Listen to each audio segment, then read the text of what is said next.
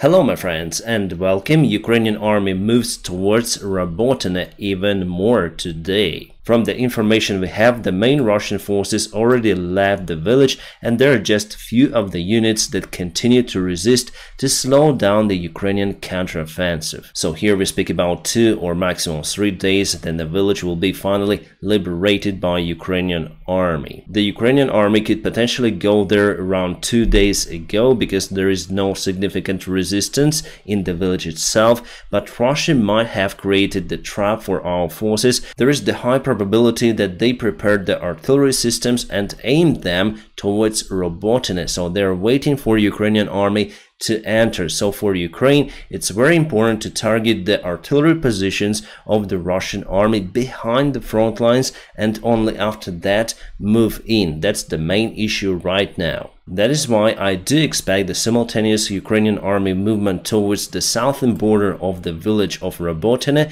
together with the movement towards Novoprokopivka from this direction. Basically, it may split the attention of the Russian army and, more important, Russian artillery. And after they open the fire, their positions would be identified by the Ukrainian counter-artillery radars. The statistics in the Russian army losses, especially in their artillery systems, shows the great effectiveness of those radars. We also have some very important news about the Ukrainian army strategy in this war.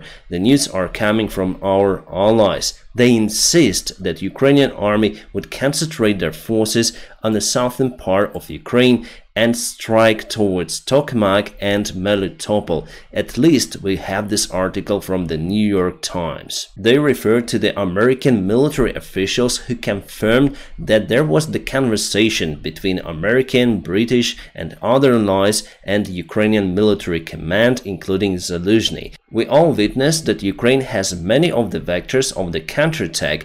One is directly towards Tokmak, the other one is here in Staromayorsk that was liberated, the other one is in Bakhmut area. Also, some of the landing operations were conducted in Kherson Oblast.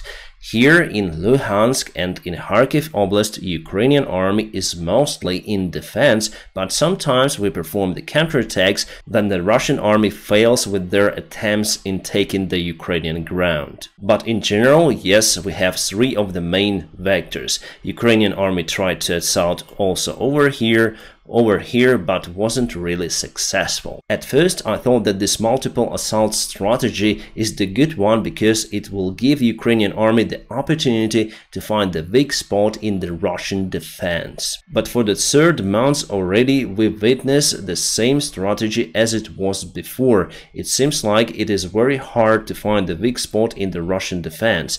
Well, Ukrainian army was successful in 2 of the directions, over here and over here near to Robotyne, also in Bakhmut, but there is no such a good perspective for the Bakhmut operation compared to the operation on the south, which potentially may cut the Russian army in 2, plus will get the success to Crimean Peninsula. This multiple vector strategy is useless for the long-term perspective because Ukrainian army continued to use the equipment, very precious by the way, equipment on all of the parts of the front lines. Even though Russia has more losses compared to Ukrainian side, but they continue to destroy our equipment and it's not infinite. That is why I do support the new strategy in concentrating all of the Ukrainian efforts at one particular direction with all of the equipment, all of the reserves, and here will be unfortunately in defense. I think that Ukrainian army will follow this new variant of the counteroffensive presented by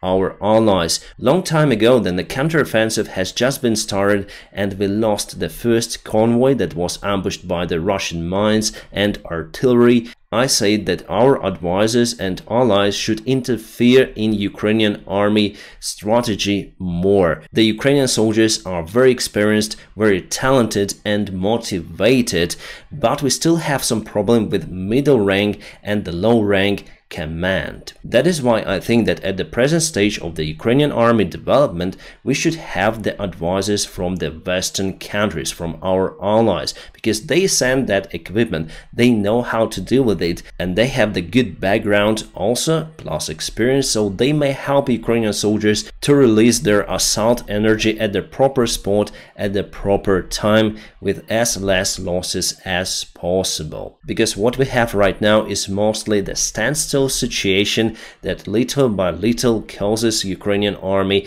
severe losses. And potentially Ukraine has much less soldiers compared to the Russian Federation with their greater population. So actually both of those variants are not good. If we continue to stay standstill, we'll have losses. If we move everything in, we'll go all into some particular space all across the Russian defense lines, we'll also have losses. Here the Ukrainian military command should tell you the goal of the mission, the purpose of this counteroffensive operation in general, and also need to count the losses for the achieved target. If we just stay around taking a couple of the villages for a very long time, but at the same time sustain losses, that's not good. But if we take all of this ground till Crimea, at the same time losing half of our army, it's also not good, because Russia may mobilize more soldiers and they may return this land. I think it's the worst case scenario. A very hard decision to make, so in a couple of weeks we're gonna see everything. If they would be the advancement of Ukrainian army, it means that Zaluzhny, our general commander, agreed with the proposal from our allies. With the Western-made fighter jets and long-range missiles, it could be much more easier for our ground forces. Alright, as for the Bakhmut direction, we have the movement of Ukrainian army near to Klishchiivka. Unfortunately, Russia was able to send some reinforcements in that area, so the fighting is happening for each building. It was yesterday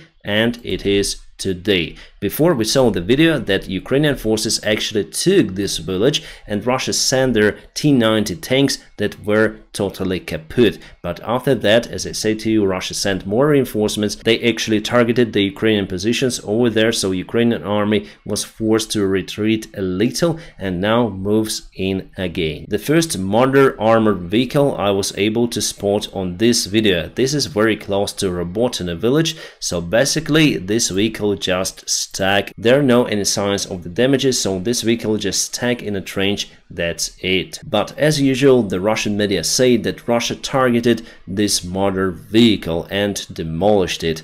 No, this is still in one place. Everything is working there and you can go underneath the vehicle across the trench. So for sure it will be evacuated from the place, and if it needs some of the repairs, it will be fixed. We have the video of the testing of the underwater drone of Ukrainian army. This thing may cover 1000 kilometers. It may carry lots of the explosives.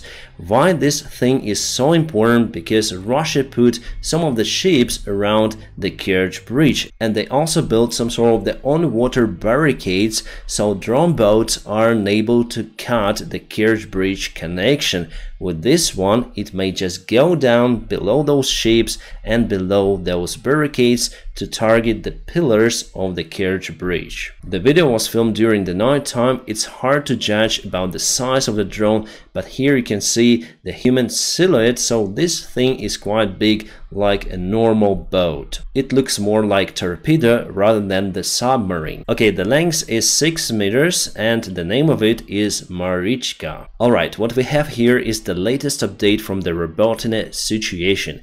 As you can see, Ukrainian army moves forward from this direction. As I said to you before, the main goal is to reach the Russian defense lines and also move towards Novoprokopivka, pushing Russians out. Also, I can see the one more vector appeared today. It goes across the Russian defense lines.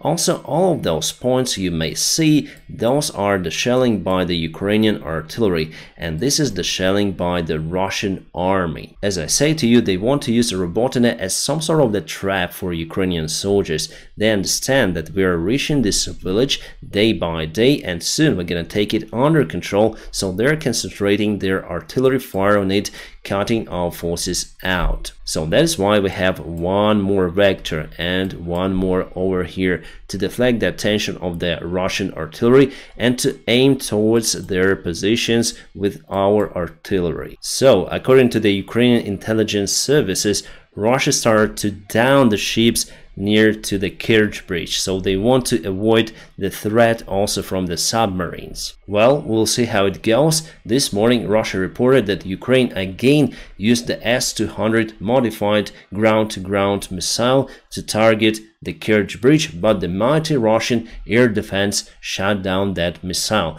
They didn't even show the evidence, the debris.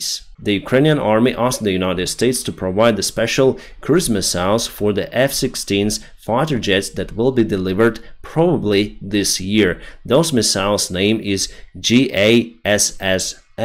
It has the range up to 370 kilometers and able to carry quite a significant warhead. So this is the cruise missile that was launched from the Hornet F-18 American airplane. F-16s may also carry the tool. This missile is developed according to the stealth technology. So definitely it is much more effective compared to the Storm Shadow or Taurus. By the way, Germany still hasn't decided yet whether they should support Taurus missiles to Ukraine or not. They think too much. Just let it go. We have the satellite image of the Russian strategic bomber Tu-22M3 and suddenly it disappeared. Not only this airplane but many others around. Well, this is the trick that even David Copperfield would be envy about. The other planes left just because there was scary in this place, and here you can see the plum from the fire. There was also the kaboom in the Moscow area the last night.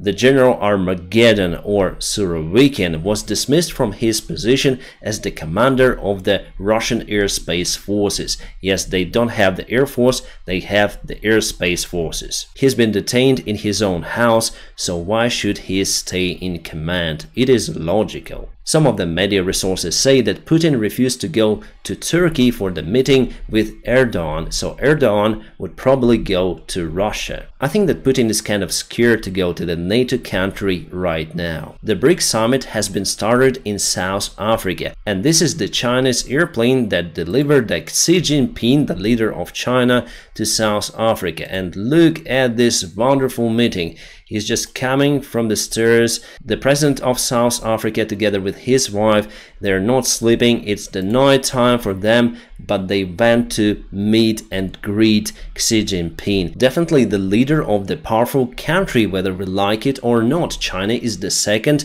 biggest economy in the world. You may say, Dennis, you're just rising your social credit with this video, but it's not like that. I want to compare this meeting with the meeting of Lavrov, or it's better to say greeting. So here we go, the representative of the mighty Russia goes down from the plane and no any officials, just the bodyguard and some sort of the woman with this high visibility jacket greets Lavrov. Good meeting, absolutely. So there we can see the president, and here nothing but dances. You can see you are in a concert, Lavrov. Let's go dance, dance. And imagine the same greeting for the Chinese leader. No, no, no, it will not go. But actually, I like dancing. I like this style because it reminds me a little of Ukrainian flag. Come on, Lavrov, where are your moves? You're just dancing with your hands. So definitely he was really disappointed. You may read it on his face. As I said to you, no even compatible officials from the South African side went to meet Lavrov. He was just ignored. However, I like this dancing, it's awesome. So Lavrov went to the BMW, to the German-made car. Where's the Russian car? They should have taken the car with him, like ours, that consists 99% from the western part still. And this is Putin. He is doing something with his watches. This is the sign of probably ADHD syndrome. I also partially have this stuff that I need to put something in my hands, but this is very severe because he's the public person, he is in front of the camera and he is still unable to do anything with it. Uncontrolled movement. It means that he is very, very nervous. So he moved the watches from one hand to another after some time, but still in this video he looks at his watches, but they are not on this hand. He just forgot of where he put those. Actually, look at his disappointment. I lost my watches. I forgot where are they, but they're on the other hand. Again, it shows that he is in a deep stress condition, probably in a chronic stress. You know why? Because the special military operation of the Russian Federation goes according to plan. According to the New Yorker resource, Elon Musk spoke with Putin after the war had started in Ukraine. The precise details of their talk were not published, but I think they were speaking about the Starlink. Right after that conversation, Ukraine started to have some issues with Starlink signals. Now this issue is solved with the help of Pentagon. My friends, don't forget to press the like to this video, and if you want to support my channel, you may find some of the links in the video description just below. Special thanks for my Patreon supporters and the sponsors of my YouTube channel. My friends, I wish you all a peaceful sky wherever you are, and have a great time.